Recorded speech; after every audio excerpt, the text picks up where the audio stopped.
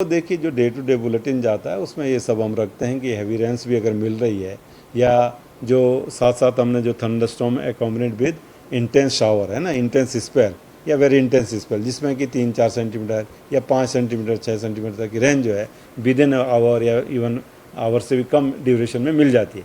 तो ये भी कहीं ना कहीं जो लैंडस्लाइड वाला चीज़ उसको ट्रिगर कर देता है या एकदम से जो फ्लैश फ्लड टाइप की जो सिचुएशन है वो देखने को मिल जाती है। तो यही मैं कहूँगा कि जो भी पिलग्रिम जा रहे हैं, तीर्थयात्री जा रहे हैं या कोई और भी आवागमन कर रहे हैं तो बड़े सावधानी से ही करना चाहिए। पहाड़ों में इस समय जो बारिश की एक्टिविटी कंटिन्यूस चल रही है 2-2.5-3 महीने से, और उसका जो क्यूमुलेटिव इम्पैक्ट है खासकर रोड्स वगैरह के अलॉन्ग जो लैंडस्लाइड है वो ज़्यादा दिख रहा है, और साथ साथ जो पानी वगैरह है वो भी इस समय बढ़ा हुआ है नदियों में। तो जो आसपास रहते हैं इस तरह के क्षेत्रों में जो वनरेबल एरियाज है तो उनको बिल्कुल सतर्क रहने की ज़रूरत है। जैसे ही थोड़ा बारिश बढ़ती है तो ये चीज़ें बढ़ जाती हैं। तो अभी जैसे मैंने बोला कि पूरे वीक की अगर बात करें तो हमारा ये नॉर्मल से थोड़ी ज़्यादा ही रेन इस वीक में मिलेगी।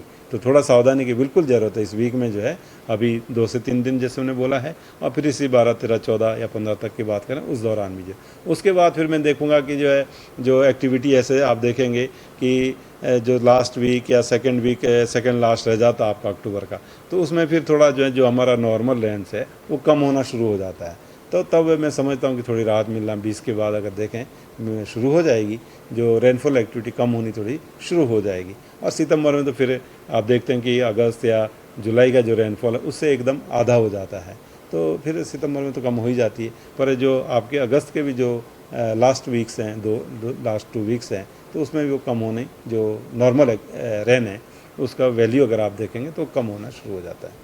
Thank you.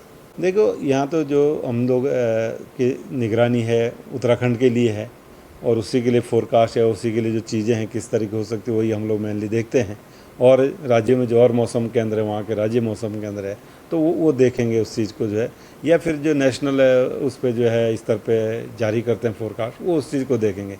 तो अन्य राज्य के बारे में इतना इस तरह से बोलना तो वो मेरे मतलब क्षेत्र से बाहर हो जाता है।